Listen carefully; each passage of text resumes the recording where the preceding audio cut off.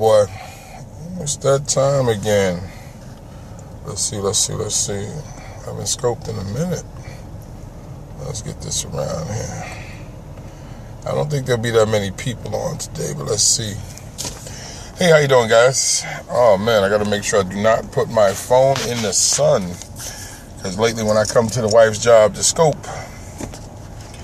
Hello. Let's give people a couple of minutes to come here, get themselves together.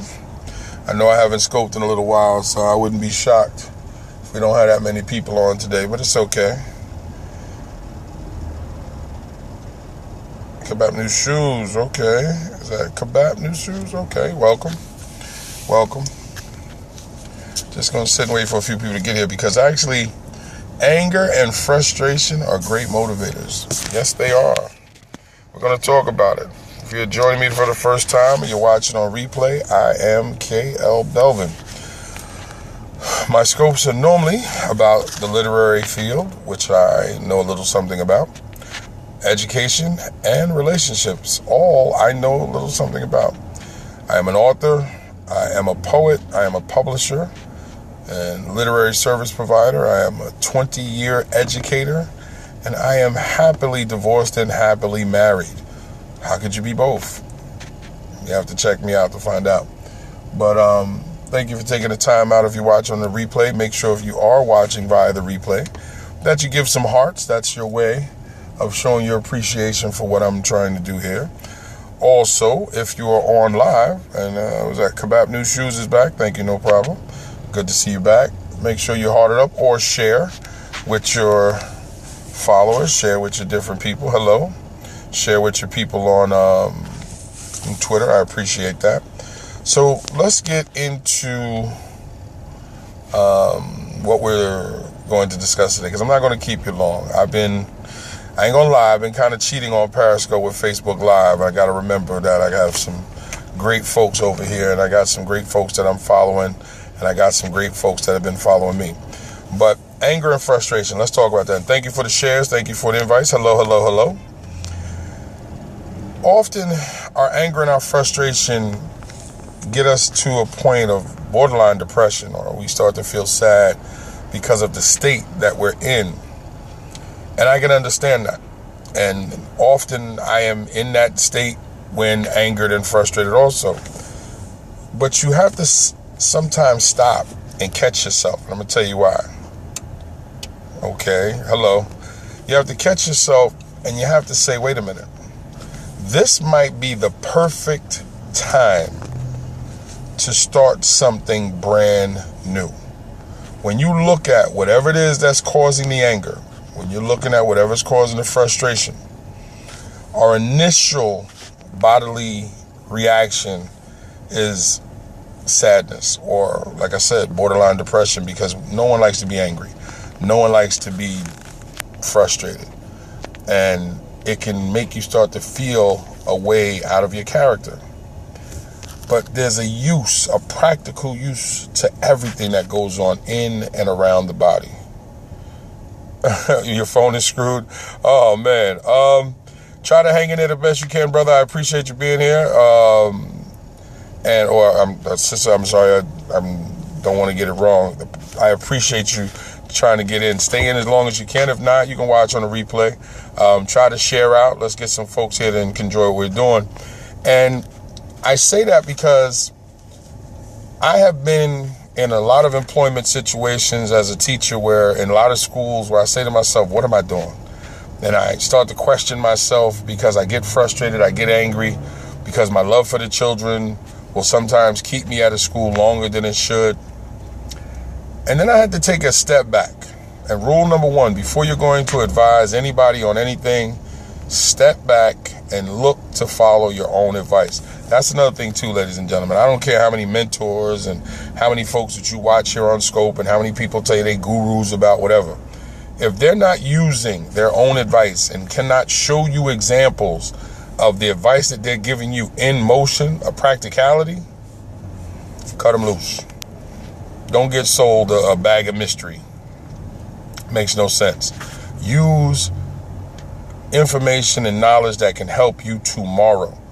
If done right Any knowledge given to you that's of substance could be put into play tomorrow.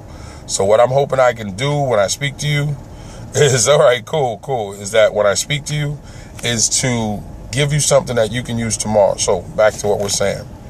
The first thing is to look at what is causing your anger, what is causing your frustration.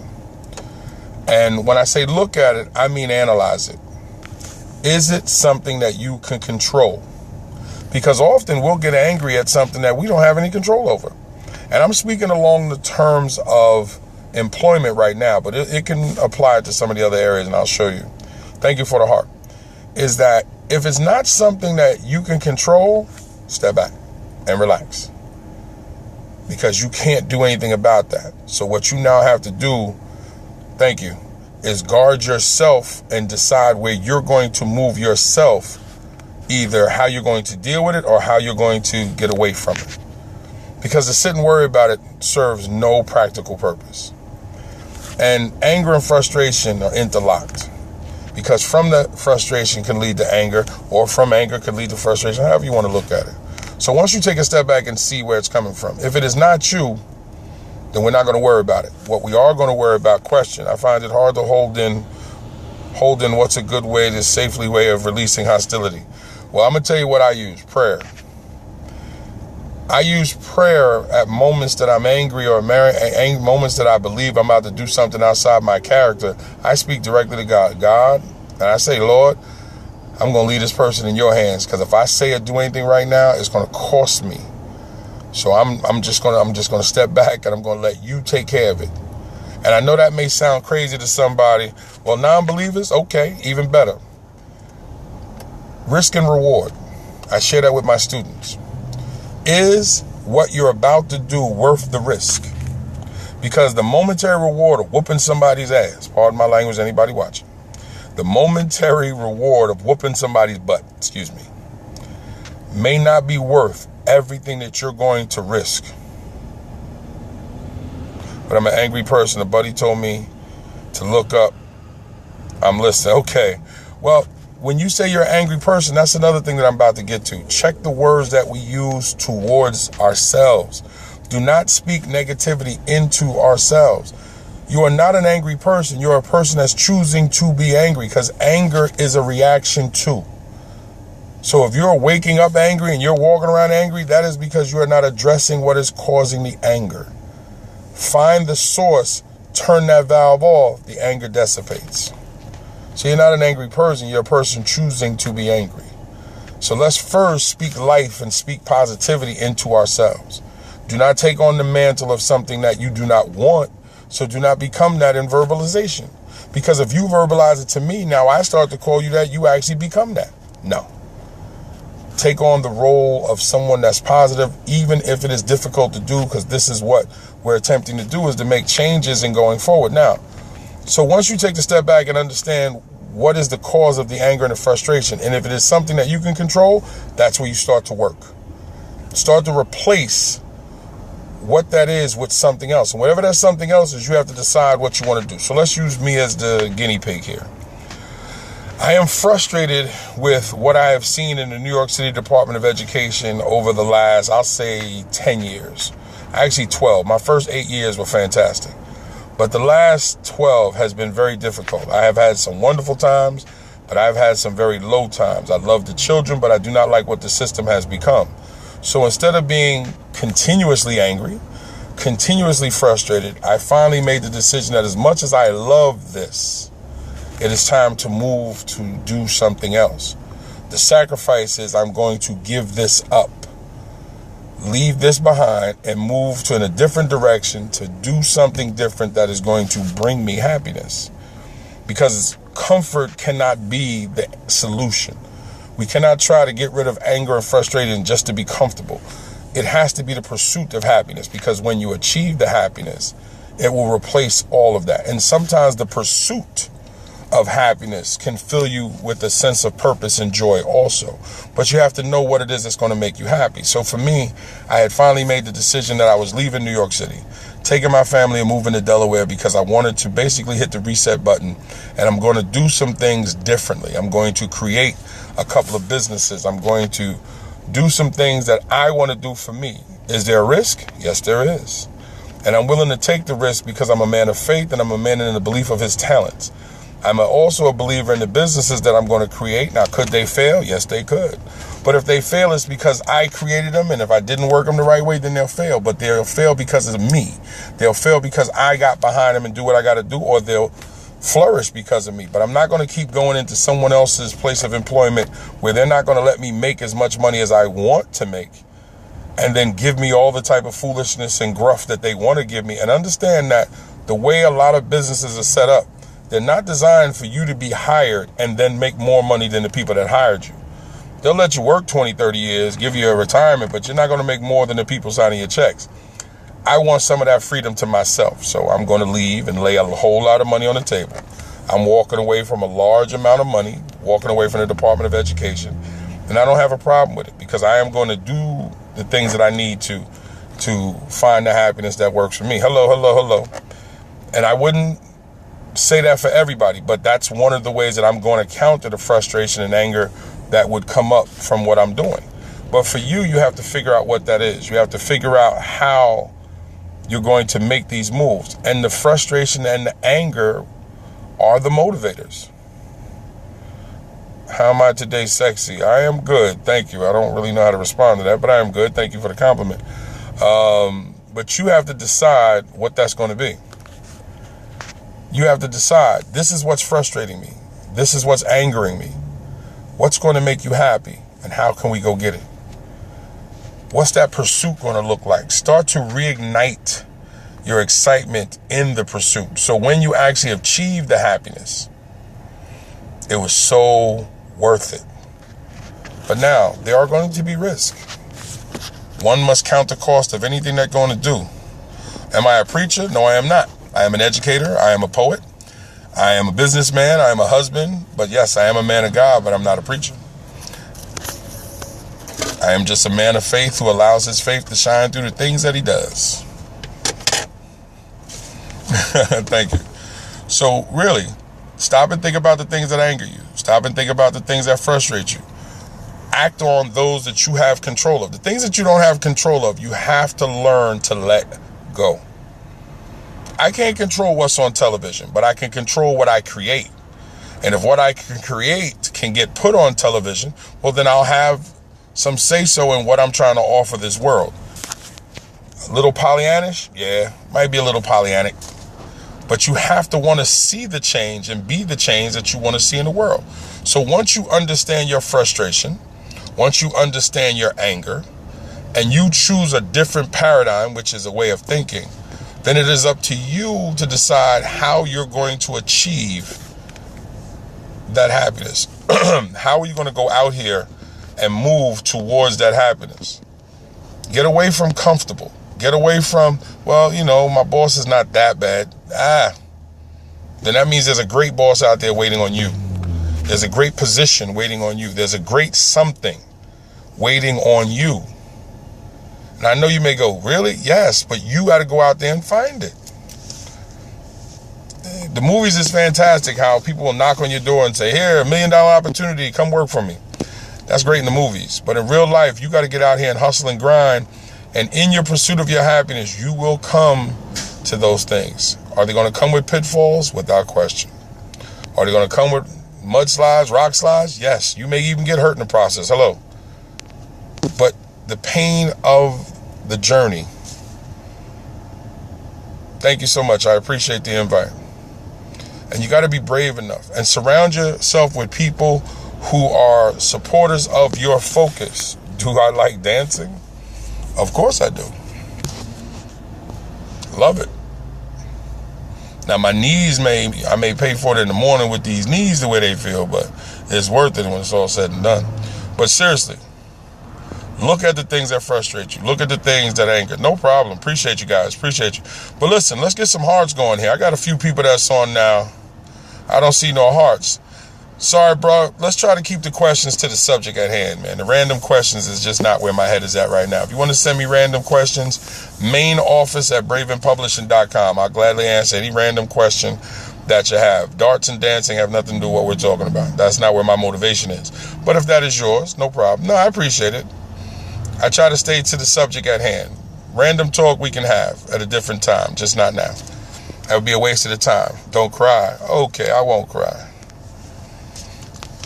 So, like I was saying, guys, we have to really look at the things that are frustrating, the things that cause us anger, and deal with it. Like, now, dealt with it. Didn't really like the way my man was dealing. Gotta go.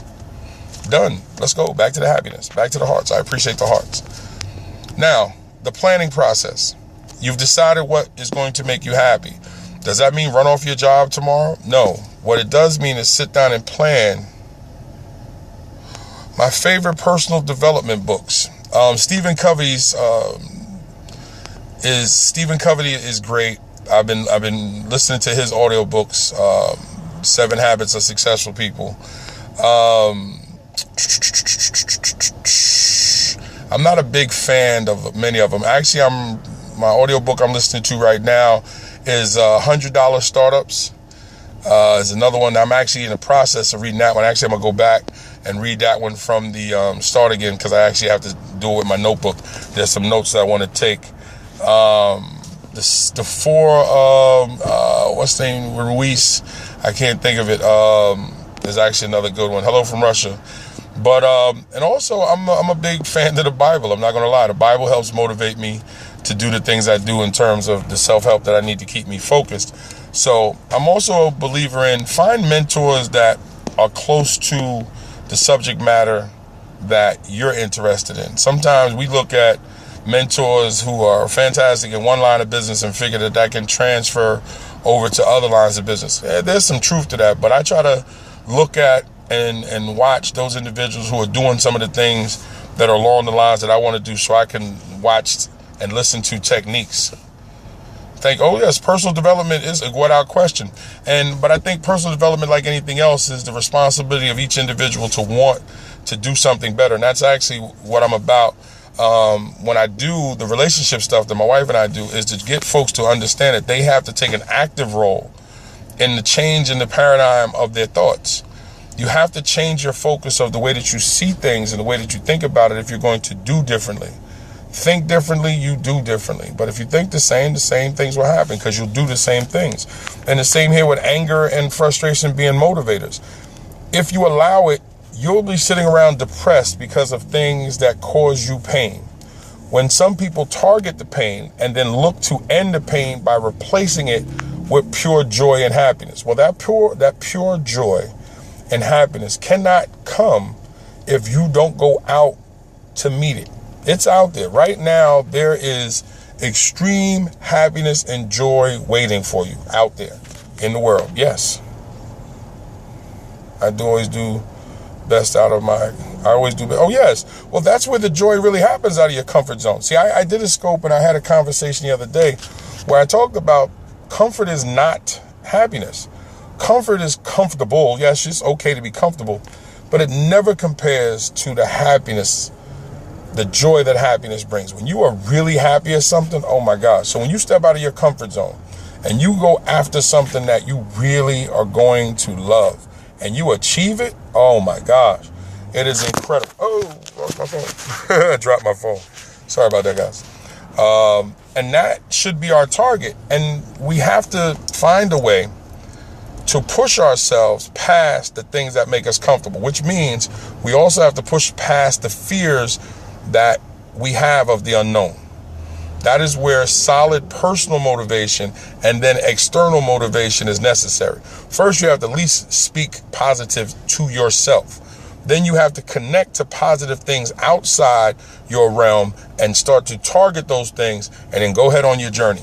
Think of it like Lord of the Rings. They have a trek, they have a purpose, they come together and they hit it. They just get out there and do it. The 6 of them, I think it's 9 of them, whatever it is, 9, get out there and decide this is what we're going to go do. Now, are there going to be pitfalls along the way? Yes. Are there even going to be some roadblocks? Yes. But the end goal, and Stephen Covey talks about that, think with the end in mind. I say it often, let the end be your motivation. I went back to school to work on my second master's degree.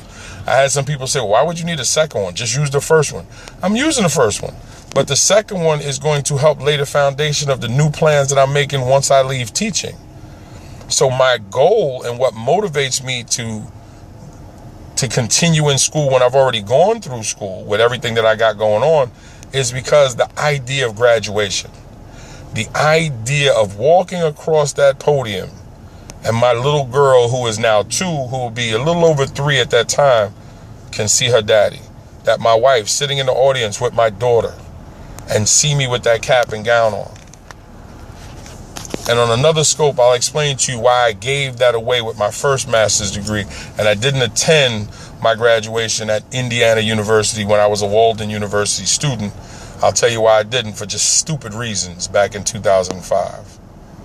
But that's the scope for another day. So I have some personal motivations that are strong, that's based on frustration and anger. And frustration and anger are wonderful starting points because you don't have to belabor them once you get started. Once you move into the new direction, you don't have to worry about what made you angry and frustrated before. Your focus is on the goal at hand. And no matter how much you plan, no matter how much you talk, no matter how much you listen, listen, I really don't feel like blocking anybody today. Let's stay with the subject at hand. I don't know who I'm voting for yet. No matter how much planning you do, no matter how much preparation you do, you still have to come down. You still have to come down to moving forward. I used to slow down when I would fail. Now I put yes, because when you fail, let's go. You know what? I'm not going to stay here. See, when you fail, that's a momentary thing. Staying there and reliving it and thinking it, that's your choice because the moment's already passed. When I coach young adults, I always say to them when we lose and I see them all emotional, hold on, stop all that emotion, because we're not going to let a team beat us twice. Yes, they beat us on the scoreboard, but we're not going to allow them to beat us emotionally. We're going to hold our heads up. We're going to shake their hands because we simply ran out of time. We ran out of time. They got us today. Okay. So if we play them again, we're going to learn from this. And when we go back to practice, we're going to figure out what we did wrong. But we're not going to continue to harp on the loss because now they're continually beating us and the game is ended. Just like when I would have the next practice, I wouldn't bring up what the score is. I would bring up things that we need to improve on so I'm not harping on negativity, which then for some people they cannot pull themselves up from. But a fail should be a kick in the behind to go forward. A fail is the part that you don't want, so it's already out of the way. I didn't want it, I got it, now let's go forward. But the goal, think with the goal in mind. The goal has to be the motivator. The goal has to be, I could care less about frustration and anger.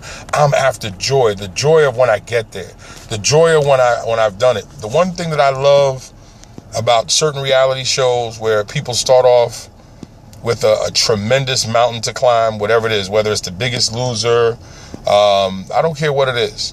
And they start off with something that at the beginning of the show or the beginning of the season, you go, oh, that's almost impossible, or they believed it to be impossible. And through the use of a trainer or through the belief of whatever it is, when they get to that goal, when they reach that goal, when they reach that mountaintop, what I like to zoom in on, it is that look of joy. I'll give you an example of what you can do, and you can use it as your own personal motivator because I use it also. In the movie The Pursuit of Happiness, there's 2 things I want you to watch. The scene when he's in the bathroom with his son and someone knocks at the door and he puts his foot out on the door. When I go to counsel young men, and even when I counsel older men, I use that clip and I say, what do you think he's thinking right now? And I'll hear answers like, he don't want that guy to come inside the bathroom. I go, okay, but what else do you think he's thinking? And we have conversations. What he's thinking is, I got to get through the night. I got to get through the night so I can get back to this internship that wasn't paying him and do what he had to do. Hello. So he could get back to the shelter that evening and then do the whole thing over because he was doing it with the purpose of getting a job. He wasn't even sure if he was going to get the job, but he knew he had to do something to change his current circumstances. So once you watch that, then fast forward to the very end. Last 5 or 6 minutes when he's called into the boss's office. He has no idea why he's being called in. Maybe he does, I don't know.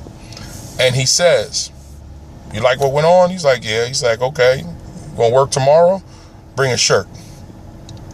And it's starting to sink in that it paid off. He got the one position out of all these people that was there. He got it.